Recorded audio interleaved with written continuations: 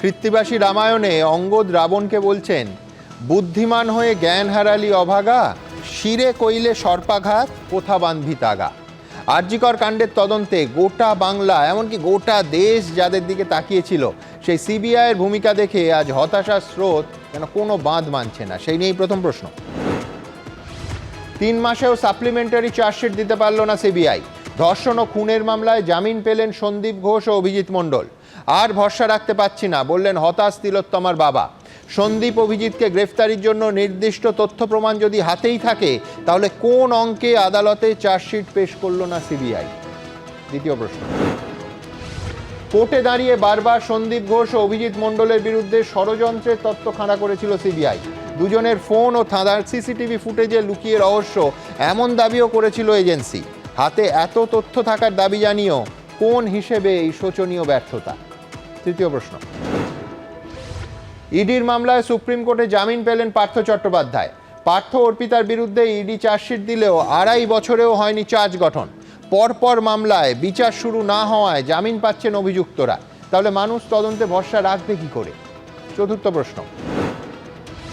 জামিন পেয়েছেন নিয়োগ দুর্নীতির সমস্ত অভিযুক্তই। একই ছবি নারদা মামলাতেও। সারদাতেও সুদীপ্ত সেন, দেবযানী মুখোপাধ্যায় ছাড়া কেউ জেলে নেই। 10 বছর ধরে মোদি দিদি সেটিং, আক্রমণে বাম কংগ্রেস। আরজিকর কাণ্ডেও সিবিআই তদন্তের এই হাল হলে আদৌ ন্যায় বিচার পাবে তো অভয়া? পঞ্চম প্রশ্ন আজ থাকবে। নতুন আলু বিক্রি হচ্ছে 90 থেকে 110 টাকায়। পেঁয়াজের কেজি 110 থেকে 125। চড়া বাজার দরে নাভিশ্বাস উঠছে বাংলাদেশিদের। তবু যুদ্ধজিগির তুলে চলেছেন সে দেশের মৌলবাদীরা। মূল্যবৃদ্ধিতে লাগাম পড়াতে না পেরে দৃষ্টি ঘোরাতেই কি এই ভারত বিদ্বেষ? তবে শুরুতেই আপনাদের দেখাবো 90 দিনেও দেয়া গেল না সাপ্লিমেন্টারি চার্জশিট। আরজিকরে খুন ও ধর্ষণ মামলায় জামিন পেলেন সন্দীপ ঘোষ ও অভিজিৎ মণ্ডল। সরাসরি প্রশ্ন তুলছি আমরা সিবিআইয়ের ভূমিকা নিয়ে। একই দিনে কেন্দ্রীয় এজেন্সির জোড়া ধাক্কা। নিয়োগ দুর্নীতিতে ইডির মামলায় সুপ্রিম কোর্ট থেকে জামিন পেয়ে গেলেন পার্থ চট্টোপাধ্যায়। 90 দিনেও সিবিআই চার্জশিট দিতে না পারায় আরজিকর হাসপাতালে তরুণী চিকিৎসককে ধর্ষণ খুন মামলায় জামিন পেলেন প্রাক্তন অধ্যক্ষ সন্দীপ ঘোষ ও টালা থানার প্রাক্তন ওসি অভিজিৎ মণ্ডল। এই যে ব্যর্থতা সিবিআইয়ের, এই ব্যর্থতার দায় সিবিআইকে নিতে হবে। কেন তারা এভিডেন্স টেম্পারিং, ডিপ কনস্পিরেসির জন্য রেপ এন্ড মার্ডার মামলায় তারা কেন সাপ্লিমেন্টারি চার্জশিট দিতে পারলো না 90 দিনের মাথায়? এখানেই প্রশ্ন উঠছে কেন্দ্রীয় এজেন্সিগুলির ভূমিকা নিয়ে, তদন্ত প্রক্রিয়া নিয়ে, তদন্তের গতিপথ নিয়ে। তদন্তের নেপথ্যের রাজনীতির খেলা নেই তো? উঠছে সেই প্রশ্ন। দিল্লির দাদার বিজেপি সরকার আর রাজ্যের দিদির তৃণমূল সরকার একে অপরের অক্সিজেন দাতা, পরিপূরক। খুন ধর্ষণের মামলায় সিবিআই আদৌ কিছু খুঁজে পাবে কিনা সন্দেহ আছে। তার কারণ 5 দিন ধরে পশ্চিমবঙ্গ পুলিশ যে তাণ্ডব নৃত্য করেছে সেই জায়গায়, সেই অকারেন্সে, প্লেস অফ অকারেন্স যাকে বলি, সেই প্লেস অফ অকারেন্স অর্থাৎ যেখানে দুর্ঘটনা ঘটেছিল, তো যদি 5 দিন ধরে এই তাণ্ডব নৃত্য চলে, সেখান থেকে সিবিআই আর কি খুঁজে পাবে? পাবে না কিছু। জামিনের সূত্র ধরে সিবিআইকে এক হাত নিয়েছে তৃণমূল। যারা নেমন্তন্ন করে সিবিআই ডেকে এনেছিল, যেদিনকে সিবিআই হলো সেদিনকে কত পৈশাচিক হয়েছে এইবার দেখবো।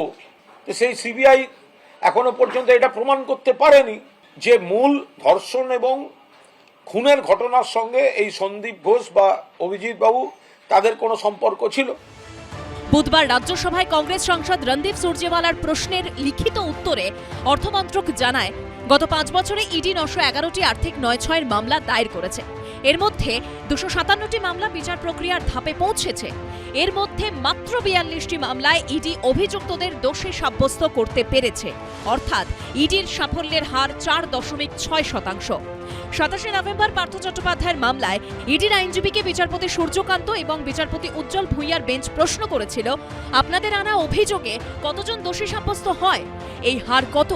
যদি এটা 60 থেকে 70% হয় তাহলে অন্তত বোঝা যায়, কিন্তু এই হার খুবই কম। ওরা কেস ধরে, তারপরে কেস ছাড়ে, তারপর বেঠিকভাবে কেস ধরে কাউকে ফাঁসাবার মতন করে মিথ্যা মামলা করে, সবই করে। একটা রাজনৈতিক মনোভাব নিয়ে এই ধারণাটা ক্রমশ স্পষ্ট হচ্ছে। যোগ্য তদন্ত বাহিনী তাদের অযোগ্য হিসেবে প্রমাণিত করার ব্যবস্থা হচ্ছে। পার্থ চ্যাটার্জি, সন্দীপ ঘোষ, অভিজিৎ মণ্ডল একই দিনে 3 জামিন স্পষ্ট হয়ে গেল আরো একবার। সম্প্রতি জামিনে ছাড়া পান প্রাথমিক শিক্ষা পর্ষদের প্রাক্তন সভাপতি মানিক ভট্টাচার্য। পার্থ চট্টোপাধ্যায় ঘনিষ্ঠ অর্পিতা মুখোপাধ্যায়। নিয়োগ দুর্নীতি মামলায় জামিন পান কুন্তল ঘোষ। গত 2রা ডিসেম্বর পুরো নিয়োগ দুর্নীতি মামলায় জামিন পান অয়ন শীল। উজ্জ্বল মুখোপাধ্যায়, আশাফুল হোসেন ও শিবাশিস মৌলিকের রিপোর্ট, এবিপি আনন্দ। দেখুন, দিনের পর দিন আদালতে সিবিআইয়ের তরফে বলা হয়েছে যে আরজি করে নৃশংস ধর্ষণ ও খুনের মামলার পেছনে গভীর ষড়যন্ত্র আছে। ঘটনার পর নাকি সন্দীপ ঘোষ ও অভিজিৎ মণ্ডলের মধ্যে একাধিকবার কথা হয়েছে। আপনাদের মনে থাকবে, এই সিবিআই আদালতে বলেছিল টালা থানায় বসে নাকি তথ্য প্রমাণ লোপাটের ষড়যন্ত্র হয়েছে, সেই জন্য দুজনের ফোনের ফরেনসিক পরীক্ষা করা হবে এবং সিসিটিভি ফুটেজের হার্ড ডিস্ক ফরেনসিক পরীক্ষার জন্য পাঠানো হবে। এই এতদিন ধরে এত কিছু বলা বলির পর আজ 13ই ডিসেম্বর দেখা গেল গ্রেফতারের 3 মাস পর, অর্থাৎ 90 দিনের মধ্যে চার্জশিট দিতেই পারল না সিবিআই। আদালতে স্বাভাবিকভাবেই জামিন পেয়ে গেলেন সন্দীপ ঘোষ এবং অভিজিৎ মণ্ডল। ঠিক এই জায়গা থেকে আজকের অনুষ্ঠান শুরু করব বিশ্বনাথ চক্রবর্তীকে দিয়ে। দেখুন, বেশি দিন নয়, গত মঙ্গলবার অর্থাৎ আজকে 10ই ডিসেম্বর প্রধান বিচারপতি, সুপ্রিম কোর্টের মাননীয় প্রধান বিচারপতির এজলাসে দাঁড়িয়ে সিবিআইকে যিনি রিপ্রেজেন্ট করেন, সলিসিটর জেনারেল তুষার মেহতা স্বয়ং, তিনি বলেছিলেন সিবিআইয়ের তরফে এই ধর্ষণ এবং খুনের মামলার যে তথ্য প্রমাণের লোপাটের অংশ, সেটায় সিবিআই একটা সাপ্লিমেন্টারি চার্জশিট দিতে পারবে। অথচ দেখা গেল শুক্রবারেও সেই সাপ্লিমেন্টারি চার্জশিট দিতে পারল না। সব থেকে কঠোর এবং রহস্যময় প্রশ্ন এখানেই যে দিতে পারলো না নাকি দিল না। বিশ্বনাথ দা, কেন, কোন অঙ্কে, কোন হিসেবে? দেখুন, গত 10 দিন ধরে আমরা দেখতে পাচ্ছি মানে সমাজে যারা ঘৃণিত ছিলেন, কেউ শিক্ষক দুর্নীতির জন্য, কেউ পুরসভার দুর্নীতির জন্য, কেউ কয়লার দুর্নীতির জন্য, কেউ গরু পাচারের জন্য, তারা কিন্তু একের পর এক বেরিয়ে আসছেন। মানে এইটা সিবিআইয়ের ব্যর্থতা আপনি বলছেন, ইডির ব্যর্থতা বলছেন, আমি কিন্তু বলছি যে এটা সিবিআই ইডির ব্যর্থতা নয়, এটা সরাসরি তৃণমূল এবং বিজেপি যে আন্ডারস্ট্যান্ডিং, তার ফলেই কিন্তু মানে যারা সমাজে বড় বড় অপরাধের সাথে অভিযুক্ত আছেন, যাদেরকে মানে চার্জশিট দিয়ে প্রমাণ করে চিরজীবন জেলে থাকার কথা ছিল, তারা রাজনৈতিক সমীকরণে আজকে জেলের একের পর এক জেলের বাইরে আসছেন, মুক্ত হচ্ছেন, তাদের বিরুদ্ধে চার্জশিট পর্যন্ত জমা দেওয়া হচ্ছে না। একটা পেশাদারী সংস্থা হিসাবে সিবিআই, ইডি তারা চার্জশিট দিতে পারছে না, আমি এটা বিশ্বাস করতে কিছুতেই রাজি নয়। পরিষ্কার দিল্লির নির্দেশে এবং মমতা বন্দ্যোপাধ্যায় বা তার যে দল, এই টিএমসি এবং মানে বিজেপির যে রাজনৈতিক অবস্থান, সেই অবস্থানের জন্যই কাকু ধরা পড়লেও তার মালিক ছাড়া থাকে। বিভিন্ন সময় বিচারপতিরা মানে সিবিআই, ইডি নিয়ে বিষাদগার করেন, তাদের ভূমিকা নিয়ে প্রশ্ন তোলেন এবং একের পর এক যে মানে সাক্ষ্য প্রমাণের অভাবে সমাজের সবচেয়ে মানে ঘৃণিত ব্যক্তিরা ছাড়া পেয়ে যাচ্ছেন। আমি মনে করি যে এটা রাজনৈতিক প্রভাব এর মধ্যে রয়েছে এবং রাজনীতির প্রভাব ছাড়া এতগুলো মামলায় এতগুলো মানে অভিযুক্ত একের পর এক ছাড়া পেয়ে যাচ্ছেন। গত 10 দিনে যখন আমরা বাংলাদেশ নিয়ে মানে ব্যস্ত ছিলাম, তখন একের পর এক সমস্ত ঘৃণিত ব্যক্তিরা ছাড়া পেয়ে যাচ্ছেন। আমি পরিষ্কার রাজনৈতিক অঙ্কটা কি আমি বলতে চাই, আপনি যদি লক্ষ্য করেন গত কয়েকদিনে পরিষ্কার মানে ইন্ডিয়া জোটে যেই মুহূর্তে মমতা বন্দ্যোপাধ্যায় একটা বিভাজন তৈরি করতে পেরেছেন এবং তার তরফ থেকে যখন মানে কংগ্রেসকে চ্যালেঞ্জ করা হয়েছে, তার নেতৃত্বকে চ্যালেঞ্জ করা হয়েছে এবং সেটাকে সমর্থন একের পর এক নেতারা করেছেন, লালু প্রসাদ যাদব থেকে শুরু করে অগ্রেজ যাদব, ফলে এটা তো সবচেয়ে স্বস্তির জায়গা মানে মোদির, যে মমতা বন্দ্যোপাধ্যায় এমন একটা প্লেয়ার, যে প্লেয়ারটাকে ব্যবহার করলে বা তৃণমূল এমন একটা রাজনৈতিক দল যে থাকলে নরেন্দ্র মোদীর দিল্লির শাসন ক্ষমতা আরো বেশি সুদৃঢ় হবে। তাহলে নরেন্দ্র মোদী কেন তার প্রতিদান হিসাবে সিবিআই, ইডিকে রাজনৈতিক কারণে ব্যবহার করবে না? ইতিমধ্যেই একাধিকবার ব্যবহার হয়েছে, এমনকি সুপ্রিম কোর্ট পর্যন্ত এটাকে কেস প্যারোট হিসাবে বলেছে। ফলে নরেন্দ্র মোদী তার মতন করে রাজনীতি খেলছে। একদম পরিষ্কার দিদি মোদী সেটিং এর ফলে একের পর এক ব্যক্তিরা কিন্তু জেল থেকে বেরিয়ে আসছেন এবং আজকে যে সিবিআই শেষ পর্যন্ত চার্জশিট জমা দিতে পারলো না সন্দীপ ঘোষের বিরুদ্ধে, আমি পরিষ্কার মনে করি যে সিবিআই পারলো না শব্দটা আমি বলতে রাজি নই, সিবিআই কে করতে দেওয়া হলো না, রাজনৈতিক কারণেই করতে দেওয়া হলো না, অর্থাৎ সিবিআই করলো না। আমি রাজস্বীর কাছে আসবো। রাজস্বী, প্রথমে শুভেন্দু অধিকারী রাজ্যের বিরোধী দলনেতা ঠিক টালা থানার ওসি অভিজিৎ মণ্ডল গ্রেফতার হয়েছিলেন, তার 48 ঘন্টার মধ্যে কোট আনকোট শুভেন্দু অধিকারী বলেছিলেন যে তথ্য প্রমাণ করা, পুলিশের শাস্তি চাইছি, এগুলোর জন্য দায়ী মমতা বন্দ্যোপাধ্যায়। আমাদের দুটো দাবি, বিনীত গোয়েলকে গ্রেফতার করতে হবে, মমতা বন্দ্যোপাধ্যায়ের পদত্যাগ চাই। তাহলে প্রশ্ন ওঠে যে যদি 3 মাসের মধ্যে সাপ্লিমেন্টারি চার্জশিট না দেয়া যায়, তাহলে এই দাবিও সমানভাবে যে ভিত্তিটা, অভিযোগটা সবটা ভ্রান্ত ছিল। আমি ঠিক এই জায়গা থেকে আরেকটা জায়গায় আসব, যে ওই কলকাতা পুলিশে আস্থা রাখতে না পেরে এই আরজি করের বোনটার মা এবং বাবা তারা হাইকোর্টে গেছিলেন। হাইকোর্ট, আমি প্রথম দিন থেকে বলছি, নজিরবিহীন, রেয়ারেস্ট অফ দ্য রেয়ার কেসে এরম হয় যে শুনানির প্রথম দিনই কলকাতা পুলিশের হাত থেকে দায়িত্ব কেড়ে নিয়ে সিবিআইকে দিয়ে দিলেন। তারা 4 দিনে কলকাতা পুলিশ যেখানে পৌঁছেছিল, লক্ষ্য করুন, 4 মাস সময় পেয়েও সিবিআই তার থেকে 1 ছটাকও অন্য কিছু করলো না। ঠিক এইখানে বারবার রাজস্বীরা স্টুডিওতে এসে তোমরা বলেছো যে সিবিআই ঠিক বের করবে, কলকাতা পুলিশ নাকি সমস্ত কিছু গোপন করার চেষ্টা করেছিল, সিবিআই সব খুঁড়ে খুঁড়ে বের করবে। আজকে তাহলে এই প্রশ্ন উঠবে রাজস্বী, যে তাহলে কলকাতা পুলিশ আর সিবিআইয়ের ফারাক কোথায়? নয়তো তোমাদের স্বীকার করতে হবে যে তোমাদের বক্তব্য ভুল ছিল, কলকাতা পুলিশই ঠিক বলেছিল। গল্পের গরু গাছ কেন, মঙ্গল, চাঁদ, প্লুটোতেও পাঠানো যায়, বিশ্বনাথ দ্বারা পাঠাতেই পারেন, তাদের যা ন্যারেটিভ থাকবে। সিবিআই তদন্ত এখনো করছে। সিবিআই এই তদন্তও করছে যে কোন দুর্নীতির কারণে মেয়েটিকে খুন হতে হয়েছে। পরিষ্কার কথা, place of occurrence complete alter করে দেওয়া হয়েছে। সুপ্রিম কোর্টে দাঁড়িয়ে বলা হয়েছে দুটো ডেড বডিকে সরিয়ে রেখে মেয়েটির মৃত শরীরকে দাহ করা হয়েছে। এমএলএ সেখানে দাঁড়িয়ে থেকে কাজ করেছে। ভ্যাজাইনাল সোয়াব একটা স্পেসিফিক টেম্পারেচারের মধ্যে রাখতে হয়, সেটা রাখা হয়নি। আমি বলছি ঠিক যেভাবে বিশ্বনাথ দার বক্তব্যকে তুমি গল্পের গরু গাছে তোলার কথা বললে, এইগুলো তো তাই দাঁড়াচ্ছে। এত না এত কিছু, আমি গল্প বলছি না, কিন্তু এত কিছু হয়েছে। আমার প্রশ্ন খুব পরিষ্কার, 90 দিনে একটা চার্জশিট প্লেস করা গেল না।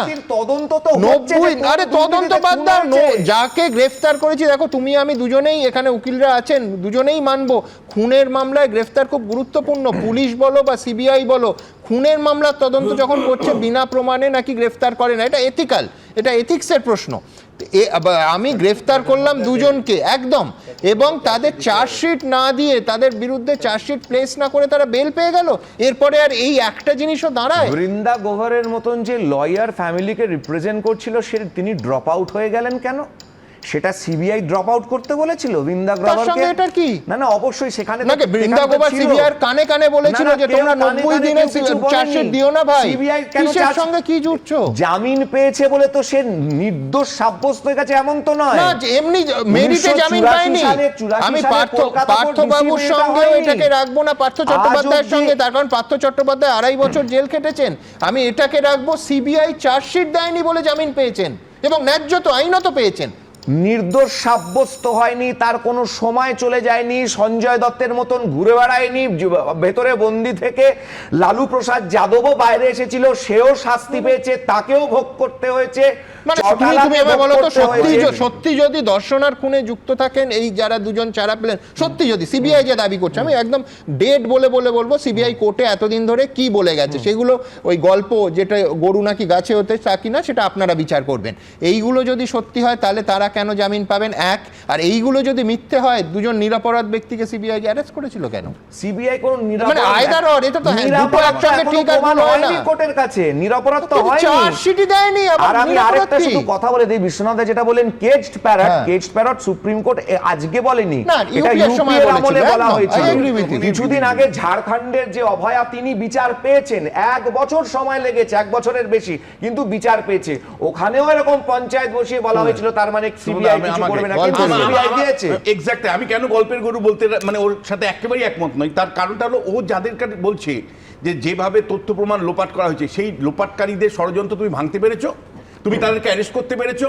তুমি যে বলছো যে মানে দেহ লোপাট করে দেওয়া হয়েছিল, যারা লোপাট করেছে তাদেরকে ধরতে পেরেছো।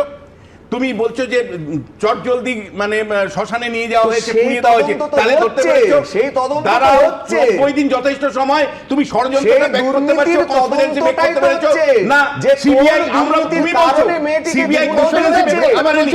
ব্রেক করা বাদ দিন, চার্জশিট দিতে পারতেন না আপনি দ্বিতীয় বিষয় যে সুপ্রিম কোর্টে দাঁড়িয়ে সিবিআই আর ইডির যে কনভিকশন রেট দেখুন, 4.6%, নির্বাচনের আগে 4.6% দেখাচ্ছে। বলেছিলেন, একটা 28টা দেশের 24টা প্রিমিয়ার ইনস্টিটিউশনে 4.6% 4.6% যদি কনভিকশন রেট হয়, তাহলে বলতে হবে পলিটিক্যালি ব্যবহার করছো, পলিটিক্যালি ব্যবহার করছো। একটা পেশাদারি সংস্থা নির্বাচনের আগে কনভিকশন রেট সাহায্য করেছে, 4.6% হতে পারে না, 4.6% হতে পারে না। তুমি পলিটিক্যালি ব্যবহার করছো জন্য আপনি আগে বলুন, কনভিকশন রেট পাচ্ছে না, নির্বাচনী সেই জন্য সাকসেস পাচ্ছে না সিবিআই ইডি। সিবিআই কথা তো নির্বাচনের আগে বলেছিলেন, সেটিং সেই মনে রাখো, সেটিংটা তোমাদের হয়েছে। একা নয়, সেটিংটা যখন আপনাদের বলছি দুদিক 24টা থেকে, সিট, বলে ওই 28টা লয়ার সিট, 25টা উইথড্র সিট, হলো অনেক কিছু তোমাদের হয়েছে। শক্তি দিয়ে নাকি আলাদা শক্তি দিয়ে? আমি বলছি সেটিং দুটো কিসের দিক থেকে আলাদা হয়েছে। সিট? বিজেপি তৃণমূলের সেটিং এ লয়ার কোন দিক থেকে চাপ তৈরি হলো, ও এখন লয়ারও কোন দিক দিয়ে চাপ আমরা জানি না, দিয়েছে? আমরা জানি না। আপনারা ঘটনা নির্বাচনের ঘটেছে, আগে ঘটেছে, সেটিং হতো। দেখতে পাচ্ছেন। সামনে তো নির্বাচন নেই, সামনে শুধু আছে যে অসহায় একজন একটি মেয়ের এবং তার শোকস্তব্ধ পরিবার, তারা বিচার পাচ্ছে না। আমি বলছি, আমি পরপর এই অনুষ্ঠানে সিবিআই শুধু শিয়ালদা কোর্টে দাঁড়িয়ে বা বিভিন্ন কোর্টে দাঁড়িয়ে ঠিক কী বলেছে এই চক্রান্তের তত্ত্ব নিয়ে আপনাদের সামনে পড়ব। 3 মাসের ব্যবধানে কিভাবে বয়ান পাল্টে যাচ্ছে দেখুন। এই সিবিআই 3 মাস আগে কোর্টে দাঁড়িয়ে বলেছিল যে আরজিকর কাণ্ডে বৃহত্তর চক্রান্ত আছে, টালা থানার ওসি বৃহত্তর চক্রান্তের অন্যতম। আর আজকে সেই শিয়ালদা আদালতে জানিয়ে সিবিআইয়ের আইনজীবী বলছে আজকে আমাদের কোনো আবেদন নেই, আমরা সাপ্লিমেন্টারি চার্জশিট আজ দিচ্ছি না, আইন মেনে কোর্ট পদক্ষেপ নিক। আমরা সেদিনও বলেছিলাম একজন থানার ওসি, টালা থানার একজন ওসি, এই প্রশ্ন বারবার আমরা তুলেছি, তার কি মোটিভ থাকতে পারে? তিনি একমাত্র যদি সিবিআই যা বলছে সেই কাজটা করেন তাহলে বুঝতে হবে ইনস্ট্রাকশানে করেছেন, কোনো নির্দেশে তিনি করেছেন, নির্দেশটা দিল কে? সেইখানে কি সিবিআই পৌঁছতে পারবে? আপনারা মনে থাকবে এই অনুষ্ঠানের শুরুতে যে প্রশ্নগুলো দিয়ে আমি শুরু করি, বারবার এই প্রশ্নটা করেছিলাম যে একজন ওসির তিনি স্কেপগোট হয়ে যাচ্ছেন না তো? সত্যি যদি সিবিআইয়ের দাবি ঠিক হয়, আমরা জানি না সিবিআই তদন্ত করে বের করবে ঠিক কি না, অথচ পরের পর তারিখ ধরে ধরে বলবো, 2022 সালের 14ই জুন তৎকালীন বিচারপতি অভিজিৎ গঙ্গোপাধ্যায় বলেছিলেন যে সুড়ঙ্গের শেষে কোনো আলো দেখতে পাচ্ছি না। আমি জানি না সুড়ঙ্গের শেষে এই আজকে যারা ন্যায় বিচারের জন্য অধীর আগ্রহে সিবিআইয়ের দিকে তাকিয়ে আছে তারা কি করে। এবার আসবো 15ই সেপ্টেম্বর ওই শিয়ালদা কোর্টে সিবিআই তাদের রিমান্ড লেটার জমা দেয়। কী ছিল সেই রিমান্ড লেটারে? ওসি অভিজিৎ মণ্ডলের ভূমিকা সম্পর্কে বলা হয়েছিল অযৌক্তিকভাবে, আমি কোট অ্যান্ড কোট বলছি, অযৌক্তিকভাবে 14 ঘন্টা দেরি করে অস্বাভাবিক মৃত্যুর মামলা করেন রাত 11:30টায়। টালা থানার ওসি সময় মতো নিহিত চিকিৎসকের ডেথ সার্টিফিকেট করাননি, তার ফলে সুরতহাল এবং ময়নাতদন্তে দেরি হয়। পরিবার সুনির্দিষ্টভাবে দ্বিতীয় ময়নাতদন্ত চাওয়া সত্ত্বেও টালা থানার ওসি তাড়াহুড়ো করে শেষকৃত্য হতে দেন। এটা বলছে সিবিআই 15ই সেপ্টেম্বর। 17ই সেপ্টেম্বর দেখুন ওই সিবিআইয়ের আইনজীবী তিনি ওই শিয়ালদা কোর্টে বলছেন টালা থানার ওসি অভিজিৎ মণ্ডলকে আগে থেকে চিনতেন অভিযুক্ত সিভিক ভলেন্টিয়ার সঞ্জয় রায়। কার মদতে হাসপাতালে সে অবাধে ঘুরত, কেউ কি তাকে মত্ত অবস্থায় পাঠিয়েছিল, পুরোটা তদন্ত করে দেখা হচ্ছে। এইটার সঙ্গে আমি আরও পরে পরে বলবো। 17ই সেপ্টেম্বর রিমান্ড লেটারে সিবিআই লিখছে তাড়াহুড়ো করে দেহ সৎকারের যে অভিযোগ উঠছে তাতে সন্দীপ ঘোষ এবং অভিজিৎ মণ্ডল যুক্ত ছিলেন। তদন্তের শুরু থেকে এই দুই অভিযুক্ত দূরভিসন্ধি নিয়ে কাজ করেছেন এবং তদন্তের অভিমুখ অন্যদিকে ঘুরিয়ে দেওয়ার চেষ্টা করেছেন। ভয়ঙ্কর। রিমান্ড লেটারের আরেকটা অংশে লিখছেন প্রথম জেনারেল ডায়েরিতে উল্লেখ ছিল পোস্ট গ্র্যাজুয়েট ট্রেনির দেহ উদ্ধার হয় অচেতন অবস্থায়, অথচ চিকিৎসকরা আগেই দেহ পরীক্ষা করে জানিয়েছিলেন তার মৃত্যু হয়েছে। এক্ষেত্রে হাসপাতাল কর্তৃপক্ষ অজ্ঞাত পরিচয় ব্যক্তিদের সঙ্গে চক্রান্ত করে জেনারেল ডায়েরিতে ইচ্ছাকৃতভাবে ভুল তথ্য দেয়া হয়েছিল। লক্ষ্য করবেন, আমরা সেদিনও বলেছি ইচ্ছাকৃতভাবে ভুল তথ্য দেওয়ার ক্ষেত্রে কোনো মোটিভ একজন থানার ওসির থাকতে পারে না। যদি সিবিআই রিমান্ড লেটার এবং দিনের পর দিন কোর্টে বলা এইসব কথা সত্যি হয় তাহলে বলতে হবে সিবিআইকেই তদন্ত করে বের করতে হবে যে কে তাকে নির্দেশ দিয়েছিল। শুধু সেখানে নিশ্চুপ তাই নয়, 90 দিনে সাপ্লিমেন্টারি চার্জশিট দিতে পারলো না সিবিআই।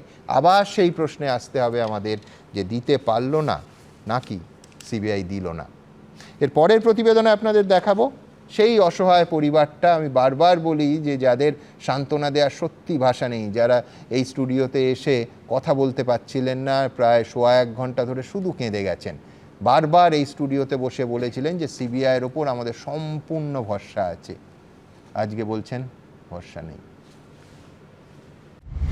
90 দিনেও চার্জশিট দিতে পারল না সিবিআই, আর তাই আরজিকর হাসপাতালে তরুণী চিকিৎসককে খুন ধর্ষণ মামলায় জামিন পেয়ে গেলেন আরজিকর মেডিকেল কলেজের তৎকালীন অধ্যক্ষ সন্দীপ ঘোষ এবং টালা থানার প্রাক্তন ওসি অভিজিৎ মণ্ডল। আমরা দেখতে পেলাম যে কোর্ট থেকে তারা জামিন পেয়ে যাচ্ছে। কেন? মাত্র 90 দিনের মধ্যে যে তাদের বিরুদ্ধে চার্জশিট দাখিল করার বিষয় ছিল, সিবিআই সেটা করলো না।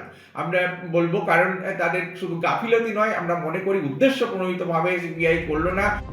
শুক্রবার শিয়ালদা আদালতে সিবিআই চার্জশিট দিতে না পারায় সিবিআই এর তদন্তকারী অফিসারের উদ্দেশ্যে বিচারক বলেন, এ নিয়ে আপনি কিছু বলবেন?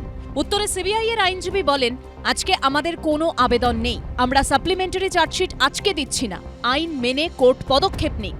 এদিকে অভিজিৎ মণ্ডলের আইনজীবী বলেন, আমার মক্কেল 90 দিন ধরে সাফার করছেন, এখনো তথ্য প্রমাণ দেখাতে পারেনি সিবিআই, জামিন দেওয়া হোক। একই দাবি করেন সন্দীপ ঘোষের আইনজীবীও।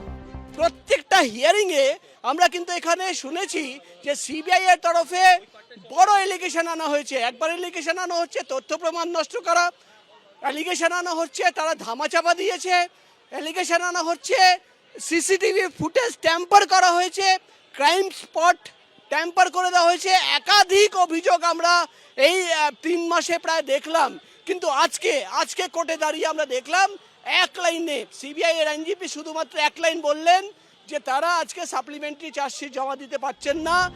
এই ঘটনায় চরম হতাশ নিহত চিকিৎসকের পরিবার। তারা বলছেন, সিবিআই এর ওপর থেকে ভরসাই উঠে গেল। আজকে এরকম একটা পরিস্থিতি আমরা ভাবতে পারছি না। এত আন্দোলন, আপনারা বারবার বলছিলেন যে সিবিআই তদন্তে আপনাদের আস্থা আছে।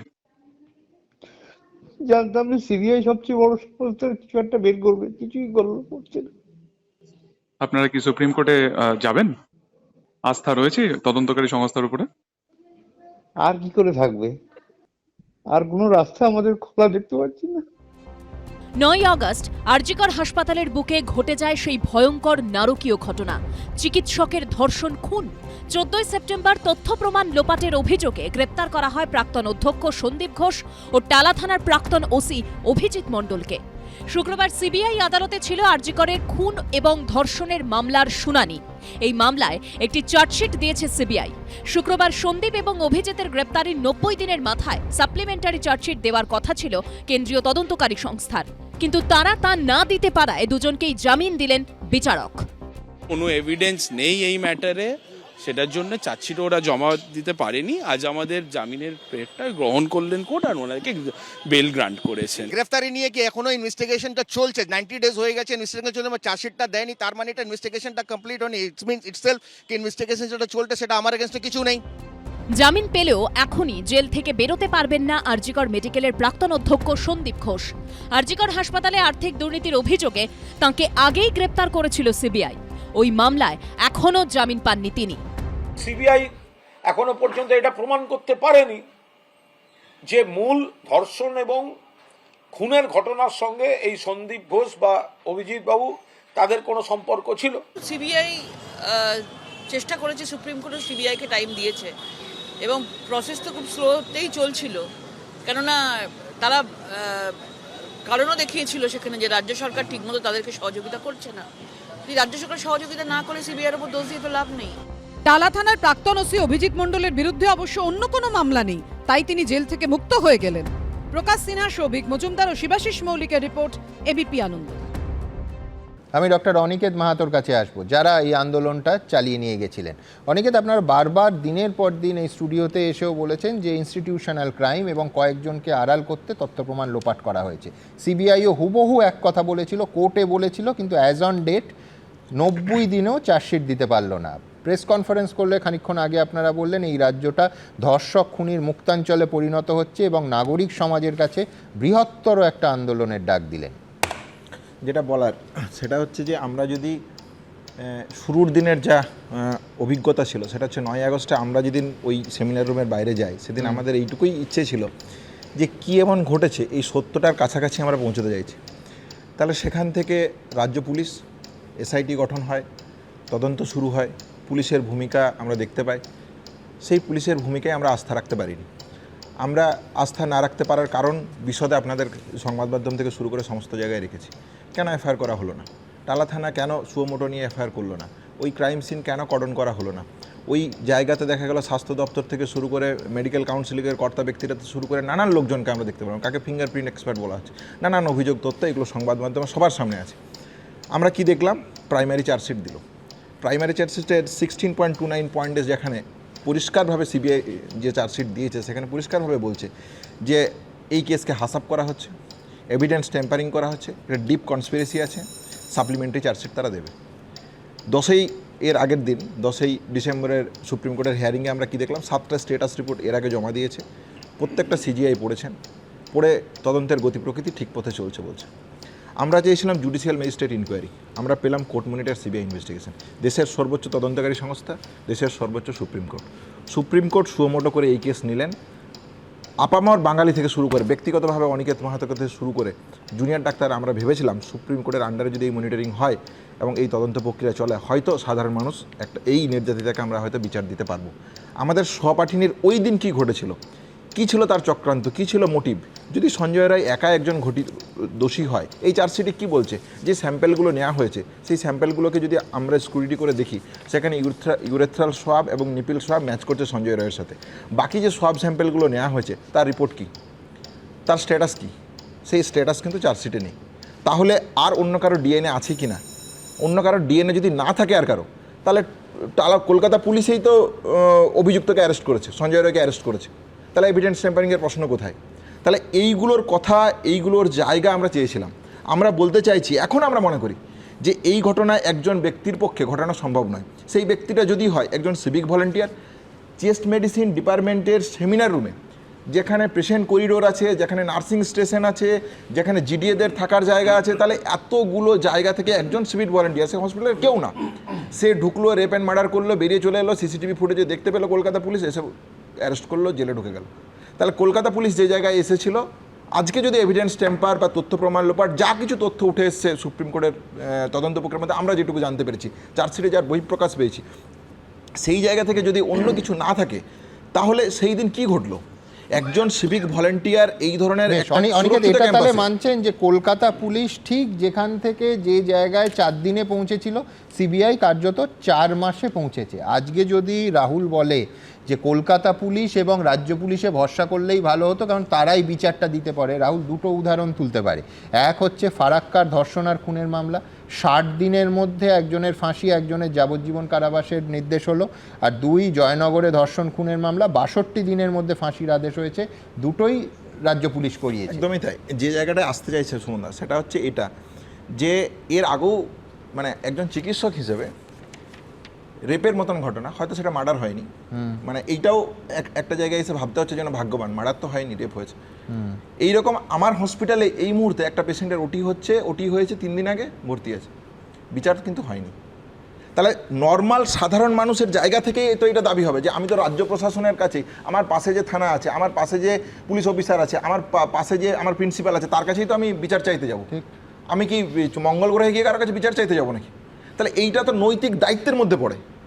সেই নৈতিক দায়িত্ব যদি আমরা দেখি, তাহলে আপনার যে জায়গা থেকে প্রশ্ন থেকে যে দুটো ঘটনার কথা বলছেন, সেই ঘটনায় যদি বিচার হয়, ইটস গুড, এটা নিয়ে আমার দ্বিমত নেই। কিন্তু আমরা আরজি করার ঘটনায় কি দেখেছি? আরজি করার ঘটনার শুরুর দিনের যে 9 আগস্টের যে জায়গা, সেটা আপনার কাছে রাখলাম। এই আন্দোলনকে কেন্দ্র করে স্বাস্থ্য দুর্নীতির কথা যেটা উঠে এসেছে রাখলাম। আরজি করার ভিতরে ক্যাম্পাস একজন প্রিন্সিপাল কিভাবে চালাতো, সেই ঘটনা আপনারা দেখেছেন। এই সংবাদ মাধ্যম দেখেছেন থ্রেড কালচারকে কেন্দ্র করে কলেজে কি অবস্থা। তাহলে একটা ডেড বডি ট্রাফিকিং, একটা ছেলে ডাক্তার চিকিৎসক ভর্তি হতে আসছে ম্যানেজমেন্ট কোটা, সেই তাকে কাস্টাডিতে পুরে দিচ্ছে উইথিন ফিউ আওয়ার্সের মধ্যে সন্দীপ ঘোষ, এবং সেই সিটটা কোথায় বিক্রি হচ্ছে। তাহলে কোনো জায়গা তারা ফাঁকা রাখেনি। ঠিক, আমি একটা লাইন বলতে পারি এখানে? আপনি একটা অনেক লাইন বলবেন, আপনি বলে দিন, তারপরে একটু জাস্ট দাদা। তাহলে এই যে যাবতীয় অভিযোগ, এইগুলো নিয়ে আরজিকর কেস, আরজিকর নির্যাতিতার বিচারের জন্য মানে আজকের দিনটাকে যদি কিছু বলতে হয় দাদা, তাহলে আজকের দিনে সিবিআইয়ের এই যে ব্যর্থতা, আমরা মানে তদন্তের গতি প্রকৃতি ঠিক পথে চলছে না, প্রাইমারি চার্জশিটের পর আমরা অভিযোগ জানিয়েছি, সিজিও কমপ্লেক্স অভিযান করেছি, কি কি ত্রুটি আমরা প্রত্যেকটা পয়েন্ট আউট করে বলেছি, কিন্তু তারপরেও যদি এই হয় তাহলে একজন বাংলা, এই দেশ তো রবীন্দ্রনাথের, এই দেশ তো বিদ্যাসাগরের, এই দেশ তো প্রীতিলতার, এই দেশ তো নেতাজির, তাহলে এই দেশ যদি এই মনীষীদের হয়, তাহলে আজকে চার্জশিট না দেওয়ার জন্য যদি কেউ বাইরে বেরিয়ে যায়, তাহলে এই বাংলাটা কার হবে? না না, এবং মানুষ, সাধারণ মানুষ, তিনি এই ধরনের ভয়ঙ্কর ঘটনার পর কোথায় যাবেন, এই প্রশ্ন তো সবার। অনিকেত দা যে সমস্ত কথাগুলো বললেন, পুরো ডিটেলস বিবরণী দিলেন সেদিনকে কি কি হয়েছিল এবং কি কি দুর্নীতি আজকে এখানে এসেছে, এবং আরজি করে আজকে নয় 2007 সাল বাম আমল থেকে একাধিক ঘটনা ঘটে এসেছে। এই শোতে এইখানে নির্যাতিতার মা বাবা এসে বক্তব্য রেখেছেন, যা বক্তব্য রেখেছেন, যদি সেদিন, আজকে বিশ্বনাথ দা দিদি মোদি সেটিং অনেক কথা বললেন, যদি আমার নেতা, আমার নেত্রী সজল ঘোষ অগ্নিমিত্রা পল গাড়ির সামনে সেদিনকে না ঝাঁপিয়ে পড়তো, তাহলে কি এই এত কথা যে অনিকেত দা বললেন এগুলো মানুষ জানতে পারতো না? ওগুলোকে সুইসাইডের মতন, বাকি ঘটনার মতন এটা একটা সুইসাইড বলে চালিয়ে দেওয়া হতো। গাড়ির সামনে তারা ঝাঁপিয়েছে, আরে হ্যাঁ, ওই ক্ষেত্রটাই তোমরা নেওয়ার চেষ্টা করো।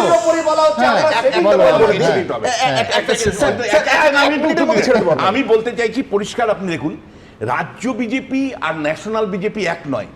রাজ্য বিজেপি ওদের মতন, আমি বলছি গাড়ির সামনে আমি ঝাঁপিয়েছি, আমি রাজনৈতিক ফায়দাটা তুললাম, কিন্তু আমার বক্তব্য হচ্ছে ওই মেয়েটার বাবা মা কি পেল, ওই গাড়ির সামনে নেয়া রাজনৈতিক খিটটা তো তাদের জন্য নয়। অনেকে সরাসরি যে কথা রাজর্ষিদা বললেন সে কথা সত্য, কিন্তু যে কথা রাজর্ষিদা বললেন না সে কথা হচ্ছে যে আমরা জানতাম যে এই কথা একদম সম্পূর্ণরূপে সত্য। যদি সেই দিন ওই সেমিনার রুমের বাইরে এই আমার মতন পিজিটিরা যদি না দাঁড়িয়ে থাকতো, তাহলে এইটা সুইসাইড বলেই চালানো হতো, এটাও আমরা মনে করি। এবং যে রাজর্ষিদা যেটা বলছে যে সেদিন তুমি কোথায় ছিলে ভাই, সেদিন আমি ওই সেমিনার রুমের বাইরে ছিলাম ভাই।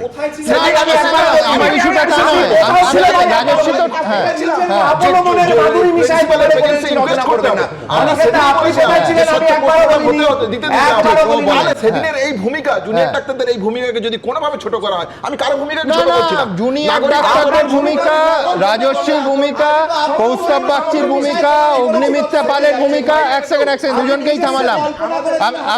আচ্ছা, ঠিক আছে, না ও সত্যি বলেনি। আমি বলছি কারুর ভূমিকা ছোট এবং বড় করার প্রশ্ন নয়, কিন্তু মোদ্দা কথাটা বোধহয় দিলীপ ঘোষ বা এই 22 সালের 21শে আগস্ট বলে দিয়েছেন। দিলীপ ঘোষ অন ক্যামেরা বলেছিলেন যে আদালতের নির্দেশে সিবিআই তদন্ত হলেও কোনো কাজের কাজ হচ্ছে না। গত কয়েক বছর ধরে বাংলায় সিবিআইয়ের সঙ্গে সেটিং চলছে। সিবিআইয়ের কোনো আধিকারিক কোটি কোটি টাকার বিনিময়ে বিক্রি হয়ে গেছেন। সিবিআইয়ের একটা অংশের সঙ্গে তৃণমূল নেতাদের সেটিং হয়ে গেছিল বুঝতে পেরেই ইডিকে পাঠিয়েছে কেন্দ্রীয় অর্থমন্ত্রক। কে বলেছেন? এই রাজস্বী যে দলটা করে রাজ্য বিজেপি, তার প্রাক্তন রাজ্য সভাপতি। রাজস্বী কি বলে শুনি। তাহলে পরে টাকা তো তৃণমূল দিচ্ছে, দিলীপ দা। না আমার না, দিলীপ দাকে বলো। তৃণমূল যদি কোটি কোটি টাকা দিয়ে যদি কিছু করার থাকে তার দায়ভার তো আর আমাদের নয় রে ভাই। যে নিয়ে তার দায়ভার নেই। না সিবিআই নিয়ে দিলীপ দার কথা অনুযায়ী বিক্রি হয়ে গেছে, দায়ভার নেই। তথ্য প্রমাণ লোপাট হয়েছে, এই কথা সত্য, আপনি মানতে চান? তৃণমূলই তথ্য প্রমাণ, আমি তো সেটাও মানছি, আবার কৌস্তব অগ্নিমিত্রার কথাও মানছি। আইপিএস অফিসার বসে বসে প্রেস কনফারেন্স করছে ফর্জ একখানা ছবি নিয়ে, এটা তো বিশ্ব সংসারে দেখেছে। আমি ফিরদৌসের কাছে আসবো। ফিরদৌস, আমি বলছি যে ও ঠিকই বলেছে যে সেদিন বিজেপি নেতারা গাড়ির ওপর ঝাঁপিয়ে পড়েছিল। আমার বক্তব্য, বিজেপি নেতারা যদি সিবিআইকে অ্যাক্ট করার জন্য ঝাঁপাতেন, তাহলে বোধহয় ওই নির্যাতিতার ওই বাড়ির মানুষরা তারা একটু শান্তি স্বস্তি পেতেন। আমি বলছি যে রাজ্য পুলিশে ভরসা নেই বাড়ির লোক বলেছিলেন, সিবিআইতে সম্পূর্ণ ভরসা রাখছি বলেছিলেন। আজকে হাউ করে কাঁদতে অভয়ার বাবা বলছেন যে সিবিআইতে আমার কোনো ভরসা নেই।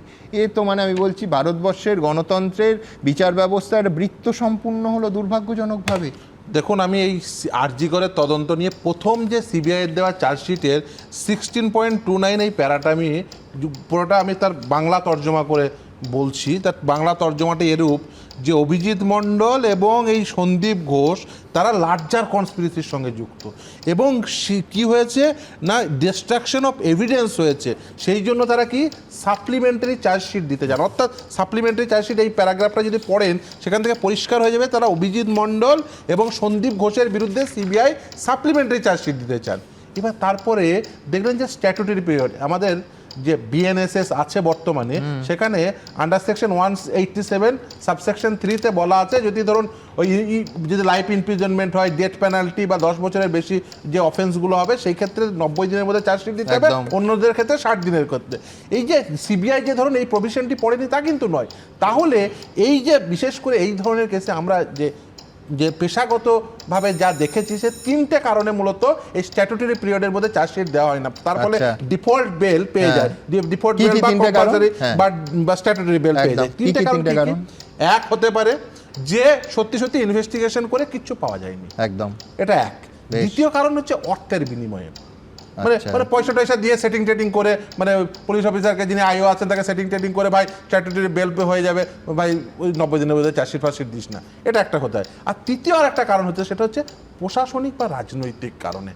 এই যে 3টে কারণের মধ্যে এখন সিবিআই এই যে আরজিকর কাণ্ডে এই 3টে কারণের কোন কারণটি আছে সেটা এখন অনুসন্ধান করতে হবে, যে সত্যি সত্যি মানে অভিজিৎ মণ্ডল বা সন্দীপ ঘোষের বিরুদ্ধে কোনো প্রমাণ পাওয়া যায়নি, ইনভেস্টিগেশন করে কিচ্ছু পাওয়া যায়নি, নাকি অর্থের বিনিময়ে, নাকি প্রশাসনিক বা রাজনৈতিক কারণ। এইটা মূলত খোঁজ করতে হবে আরজিকর কাণ্ডে। আপনি যেখানে প্রথম চার্জশিটে বলছেন যে লার্জার কনস্পিরেসি রয়েছে, ডিস্ট্রাকশন অফ এভিডেন্স রয়েছে, এভিডেন্স হাসাপ করা হয়েছে, তারপরে আপনি 90 দিনের মধ্যে চার্জশিট দিতে পারছেন না, এর পিছনে এর কোনো কারণটি নেই, এটা বললে অন্ততপক্ষে আর যে বিশ্বাস করুক, আমি অন্ততপক্ষে বিশ্বাস করব না।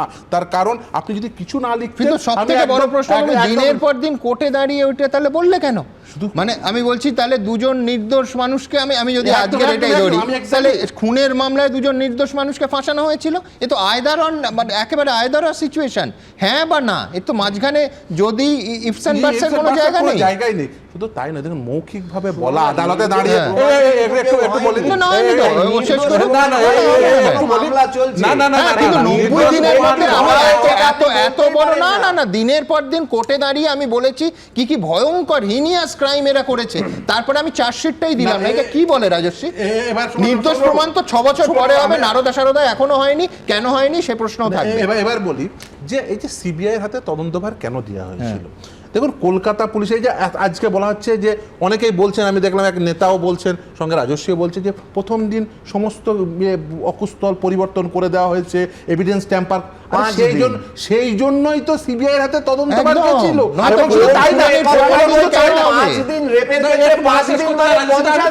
রাজস্বী কোর্ট বলেনি, সিবিআই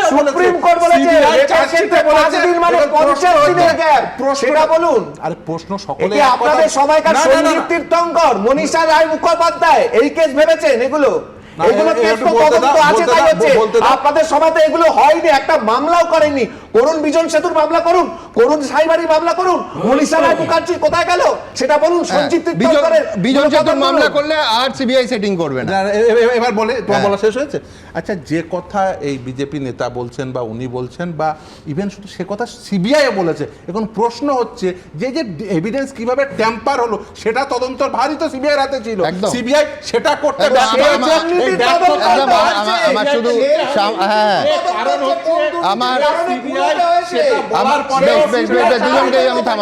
আমি বলছি আমার শুধু কৌতূহলের প্রশ্ন থাকবে যে সেদিন ওই গাড়ির সামনে যারা ঝাঁপিয়ে পড়েছিলেন, যেমন কৌস্তব বাগচি, যেমন অগ্নিমিত্রা পাল, যেমন মীনাক্ষী, যেমন কলতান, তাদের আজকের দিনে দাঁড়িয়ে কতটা আফসোস হচ্ছে, অথবা তারা কাকে দায়ী করছেন যে 90 দিনে নির্ধারিত সময়ের মধ্যে সিবিআই চার্জশিটই দিতে পারলো না, এর জন্য তারা কাকে দায়ী করছেন, বিশেষ করে বিজেপি নেতা নেত্রীরা, আমার কৌতূহলের প্রশ্ন রইল। এখান থেকে আমি আমার পরের প্রতিবেদনে যাব যে এই পুরো সিবিআই জিনিসটাকে ঠিক যেভাবে নিয়ে যাচ্ছিল, দিনের পর দিন কোর্টের তারিখ ধরে ধরে বলে গেলাম ঠিক কি বলেছে, এত কিছু কোর্টে বলল, কিন্তু শেষ পর্যন্ত চার্জশিটটা, সাপ্লিমেন্টারি চার্জশিটটা প্লেস করা হলো না, যেটা গত মঙ্গলবার অর্থাৎ আজকে 13 তারিখ, 10 তারিখ সুপ্রিম কোর্টে অবধি মেনশন হলো দেয়া হবে বলে, আলটিমেটলি দেয়া হলো না। আবার বলছি কোন অঙ্কে দেখুন। পদে পদে ষড়যন্ত্রের তত্ত্ব, আদালতে দাঁড়িয়ে বারবার যোগসাজশের অভিযোগ, দুই মাথার এক জায়গায় হয়ে তথ্য প্রমাণ লোপাটের দাবি। সিবিআই এর কাছে এত তথ্য থাকার পরও আরজিকরে খুন ও ধর্ষণ মামলায় জামিন পেয়ে গেলেন আরজিকর মেডিকেলের তৎকালীন অধ্যক্ষ, টালা থানার তৎকালীন ওসি। তার কারণ, গ্রেফতারের 90 দিনেও তাদের বিরুদ্ধে চার্জশিট জমা দিতে পারল না সিবিআই। অর্থাৎ ষড়যন্ত্র তত্ত্বের ছড়াছড়ি সত্ত্বেও এখনো অবধি তথ্য জমা দিতে পারল না তারা। আর এতেই নানা মহলে প্রশ্ন উঠেছে। 10 বছর ধরে বলে আসছি তৃণমূল বিজেপি সেটিং। আর কবে পশ্চিমবাংলার বিজেপি নেতারা স্বীকার করবে যে ওদের মাথারা মমতা বন্দ্যোপাধ্যায়ের কাছে বিক্রি হয়ে বসে আছে? অভিজিৎ মণ্ডল, টালা থানার ওসি, তার ভূমিকা নিয়ে এই সিবিআই সুপ্রিম কোর্টে যে তথ্য দাখিল করেছিল তার ভিত্তিতে সুপ্রিম কোর্টের জাজ বলেছিলেন, আমার 30 বছরের কর্মজীবনে আমি পুলিশের এই ভূমিকা দেখিনি। অর্থাৎ তার বিরুদ্ধে প্রমাণ আছে, সিবিআই হাতেই আছে। তো যে প্রমাণ ওরা সুপ্রিম কোর্টে দাখিল করতে পারলো, সেইটা চার্জশিটের মাধ্যমে শিয়ালদা কোর্টে জমা দিতে পারলো না। এটা একটা বাচ্চাও বিশ্বাস করে? 3রা সেপ্টেম্বর আদালতে সন্দীপ ঘোষকে পেশ করে সিবিআইয়ের আইনজীবী দাবি করেন আরজিকর মেডিকেল কলেজের দুর্নীতি ষড়যন্ত্রের মাথা সন্দীপ ঘোষ। তিনি আরও বলেন, আরও তথ্য প্রমাণ জোগাড় করতে তাদেরকে দীর্ঘ জেরা করা প্রয়োজন, বিশেষ করে সন্দীপ ঘোষকে। সেই জেরাতে আরও নতুন জট খুলতে পারে, তদন্তে নতুন কোনো দিশা খুলে যেতে পারে, এমনকি মূল অপরাধ সম্পর্কে কোনো যোগসূত্র পাওয়া যেতে পারে। হাইকোর্টের নির্দেশে যে দুর্নীতির তদন্ত শুরু হয়েছে সেটা খুবই গুরুত্বপূর্ণ। আরজিকর মেডিকেলে চিকিৎসককে ধর্ষণ খুনের ঘটনায় সন্দীপ ঘোষ ও টালা থানার ওসির মধ্যে যোগসাজশ ও বৃহত্তর ষড়যন্ত্রেরও দাবিও করে সিবিআই। রিমান্ড লেটারে কেন্দ্রীয় এজেন্সি দাবি করে 9 আগস্ট দুপুরে আরজিকর মেডিকেলের সুপারকে দিয়ে সন্দীপ ঘোষ টালা থানায় যে অভিযোগ করিয়েছিলেন তাতে সঠিক তথ্য ছিল না, এমনকি জেনে বুঝে আত্মহত্যার তত্ত্ব ভাসিয়ে দেওয়া হয়েছিল। কেন্দ্রীয় এজেন্সির দাবি, গোটা ঘটনাকে গুরুত্বহীন করে দেখাতে চাওয়ার জন্যই তথ্য প্রমাণ নষ্ট করা হয়েছে। কেন্দ্রীয় এজেন্সির তরফে আদালতে আরও দাবি করা হয়, আরজিকর মেডিকেলে তরুণী চিকিৎসকের মৃতদেহ উদ্ধারের পর তৎকালীন অধ্যক্ষ সন্দীপ ঘোষ ও টালা থানার ওসি অভিজিৎ মণ্ডলের মধ্যে কথা হয়েছিল।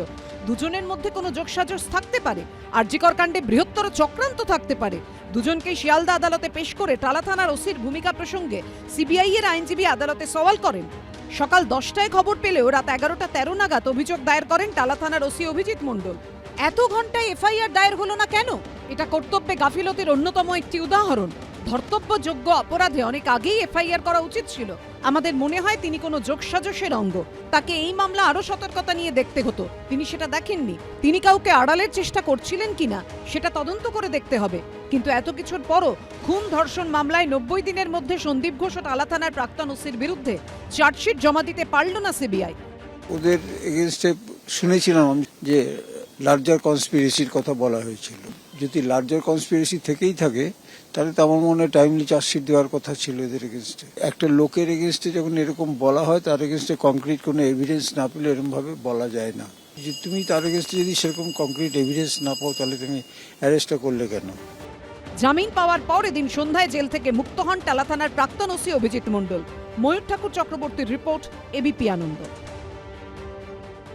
দেখুন, আপনাদের মনে থাকবে যে সম্পূর্ণ স্রোতের বিরুদ্ধে বিপরীতে গিয়ে সেই দিনও 16ই সেপ্টেম্বর আমরা বলেছিলাম অভিজিৎ মণ্ডল গ্রেফতার হওয়ার পর যে অভিজিৎ মণ্ডল সম্পর্কে যা বলা হচ্ছে তার জন্য অভিজিৎ মণ্ডলই কি দায়ী, নাকি তার পিছনে যারা আছেন তাদের অবধি ওঠা যাবে না, সেখানে কোনো বাধ্যবাধকতা কাজ করছে। একেবারে পরিষ্কার। আমার পরে অনেকে বলেছিলেন যে আপনি অভিজিৎ মণ্ডলের পাশে দাঁড়ান, আমি বললাম না, কিন্তু অভিজিৎ মণ্ডলের মোটিভটা কি, কে তাকে নির্দেশ দিয়েছিল, সেই ব্যাপারে এতদিন পর পর কোর্টে বলেও সিবিআই নিশ্চুপ কেন? তাহলে হয় সিবিআই সত্য বলেনি, আর নয়তো সত্যটার পুরো চেহারাটা সামনে আনতে পারছে না। আমি ঠিক কী বলেছিলাম ওই সেপ্টেম্বর মাসে দেখাবো। তিলোত্তমার খুন এবং ধর্ষণের ঘটনার তথ্য প্রমাণ লোপাট করার অভিযোগে টালা থানার ওসিকে গ্রেফতার করেছেন।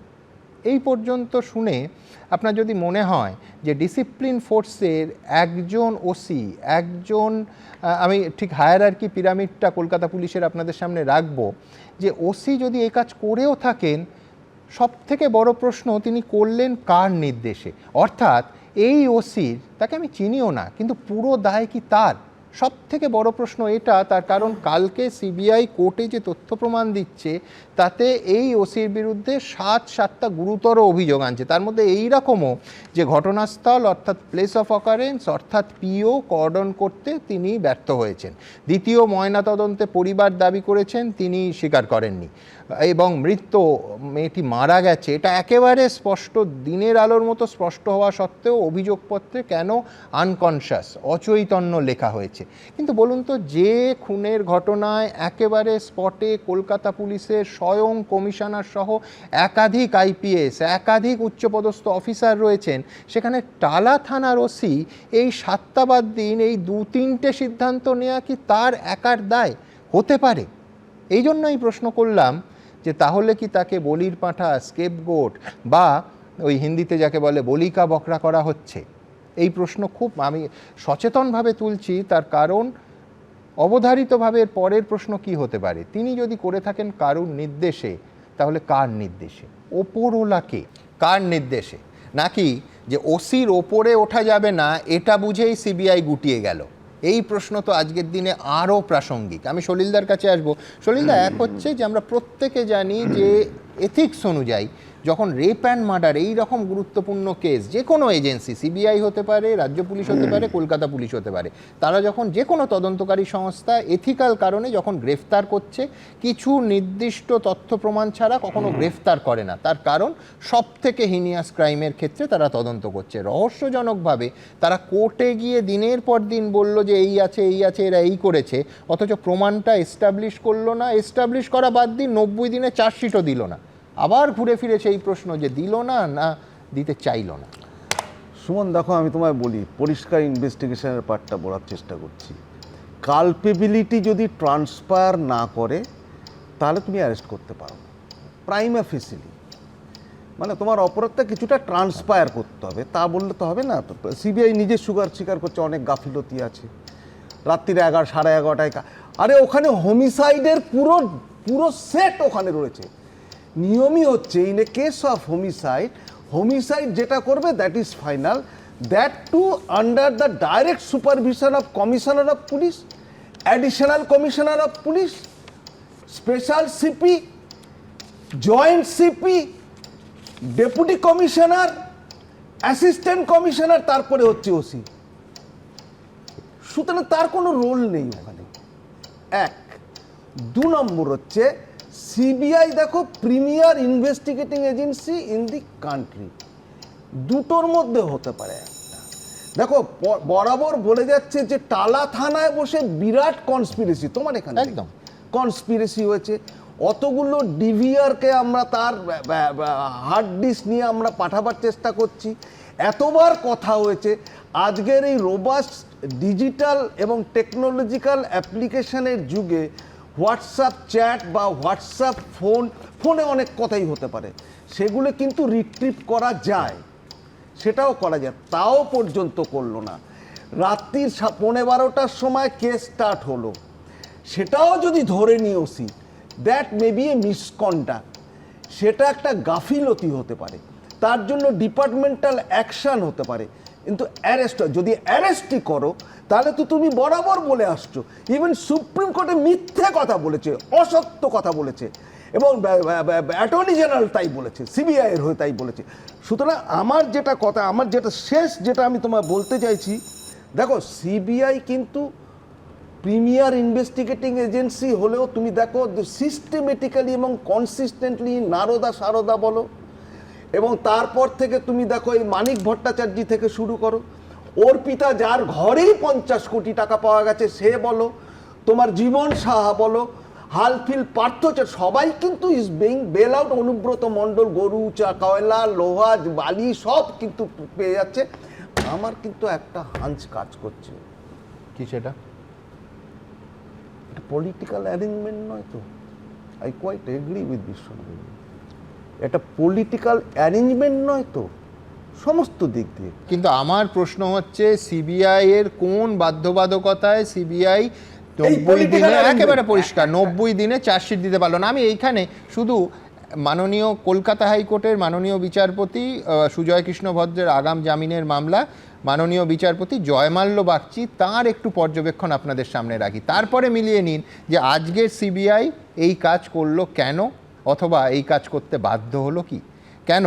মাননীয় বিচারপতি জয়মাল্য বাগচি বলছেন, আমার অভিজ্ঞতা থেকে আমি জানি যে সিবিআই কখনোই তাড়াহুড়ো করে গ্রেফতারির ওপর জোর দেয় না। I repeat the first sentence.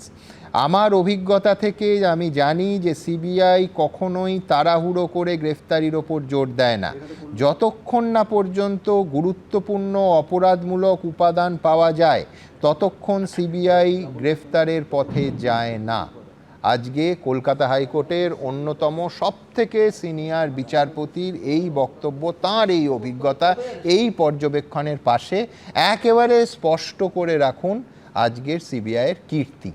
আমি বলছি এই কীর্তি নিয়েই আমি রাহুলের কাছে আসব। রাহুল, কীর্তি কিন্তু শুধু সিবিআইয়ের, একটু পরে রাজস্বী, সেটা হচ্ছে যে মঙ্গলবার অর্থাৎ 10 তারিখ সিবিআইয়ের তরফে এই দেশের সলিসিটর জেনারেল তিনি সুপ্রিম কোর্টে দাঁড়িয়ে জানিয়েছেন সরকারি আধিকারিকদের বিরুদ্ধে চার্জ ফ্রেম করতে গেলে রাজ্য সরকারের যে অনুমতি লাগে, সন্দীপ ঘোষ এবং আশিস পাণ্ডেদের বিরুদ্ধে চার্জ ফ্রেম করার প্রয়োজনীয় অনুমতি দিচ্ছে না রাজ্য সরকার।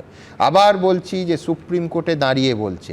এখানে প্রশ্ন উঠবে, ঠিক এতক্ষণ খুব হাসি মুখে রাহুল শুনছিল, কিন্তু ঠিক উল্টো দিক থেকে আসবো, রাজ্য কি চায়। ইতিমধ্যেই অভিক দে রাজ্য মেডিকেল কাউন্সিলে ফিরেছে। লোকে বলছে যে সন্দীপ ঘোষ জামিনে মুক্ত হলে আর কয়েক মাস পরে তিনিও হয়তো আরজি করের আবার অধ্যক্ষের চেয়ারে গিয়ে বসবেন। আমি একটা কথা খুব ভেবে আনন্দ হাসছিল, বলছি না রাহুল হাসি মুখে শুনছিল, আমি খালি ভাবছিলাম একই মুখ সমান, এই ফিরদৌস শামীম, এই বিশ্বনাথ চক্রবর্তী, এই সলিল ভট্টাচার্য বা অনেকে তো আমার ছোট ভাই, অনেকের আমি কথা বলছিলাম, সময় কিরম পাল্টায়। কেন ওকে ডিসকাউন্ট দিলে কেন? আমি ডিসকাউন্ট দিচ্ছি অন্য কারণে, আমি বলছি না ঠিক আছে আছে। আর একটা সময় একটা হিন্দিতে কাহাবত আছে যে ইনসান বলওয়ান নেই হতা হ্যায় ওয়াক্ত বলওয়ান হতা হ্যায়। মানুষ শক্তিশালী হয় না, সময় শক্তিশালী হয়। ঘটনা প্রবাহে দাঁড়িয়ে time is the best healer. এমন টাইম খাওয়ায় তদন্তকারী সংস্থা যাতে মানুষের মাথা থেকে অপরাধের গ্র্যাভিটিটাই চলে যায়। আরে একদম সময় তো তোমারই, তোমাদের। তার মানে দেখো আজকে আমাকে বলতে হচ্ছে না কেন, যেখানে দাঁড়িয়ে 4 দিন আর 4 মাস, তুমি চমৎকার একটা উপমা দিলে, 4 দিন আর 4 মাস, যে 4 দিন নিয়ে আমরা নিষ্ফলভাবে বলতাম সুমন আমাদের সময় দেওয়া হয়নি, তুমি তখন বলতে কেন 4 দিন দিয়েছে, তো সেখানে তুমি নয়, সেখানে দাঁড়িয়ে তার নির্যাতিত তার বাবা মা খুব স্বাভাবিকভাবে তাদের দাবি হতেই পারে, বা অনেকেই দাবি করেছিল যে কলকাতা পুলিশের থেকে তদন্তভার কেড়ে নেওয়া উচিত। আমি তাদের কথা ভাবছি আজকে, যে আজকে দাঁড়িয়ে তুমি ফরাক্কার কথা বললে, আমি তো এটাও দাবি করছি আজকে ফরাক্কায় 60 দিন, আমি জয়নগরের কথা বললাম, ফরাক্কার কথা বললাম, কিন্তু তুমি যেটার উত্তর দিলে না সেটা হচ্ছে আজকের দিনে দাঁড়িয়ে চার্জ ফ্রেম করার অনুমতিটা রাজ্য সরকার কেন দিচ্ছে না।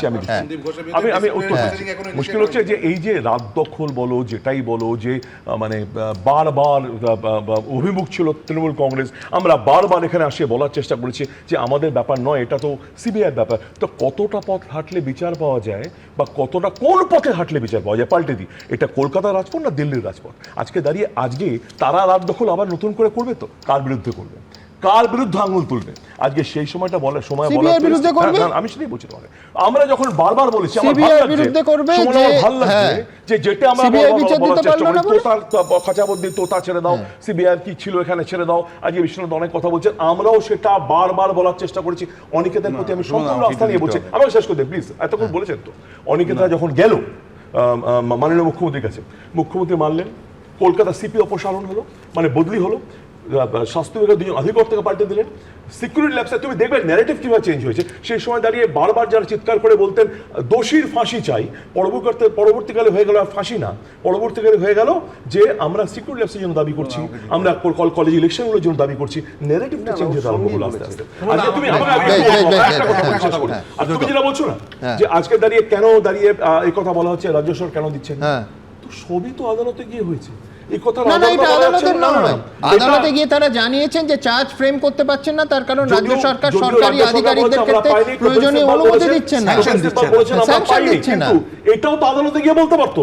আদালত যদি ডাইরেকশন দিত প্রশাসন মানতে বাধ্য, কেন গেলেন না? এ বাবা, তোমাদের বাংলার প্রশাসন আদালতের নির্দেশে চলে? না, না, যদি আমি তো ভাবতাম নির্বাচিত যদি সরকার বলতো, হু হু করে মার্সিডিজ বেঞ্চের মতো চলে। যদি বলতো, তার মানে আদালত প্রশাসনটা ভরসা রেখেছে। খুব দ্রুত মিসলিড করবার, দর্শকদের মিসলিড করার চেষ্টা করছে। ডে ওয়ান থেকে আপনি যদি দেখেন, আমি সবসময় বলেছি যে সিবিআই তদন্ত শেষ পর্যন্ত ন্যায় বিচার নিশ্চিত হবে তো, এই প্রশ্নটা দিনের পর দিন নিচ্ছে। আমি বারবার বলছি যে সেটিং না থাকলে, যে সিবিআই একের পর এক অভিযোগ শুরুতে, মামলা শুরুতে করেছিল, একটা অভিযোগ আছে প্রমাণ রাখতে পারবে না। সেটিং না থাকলে হয় কখন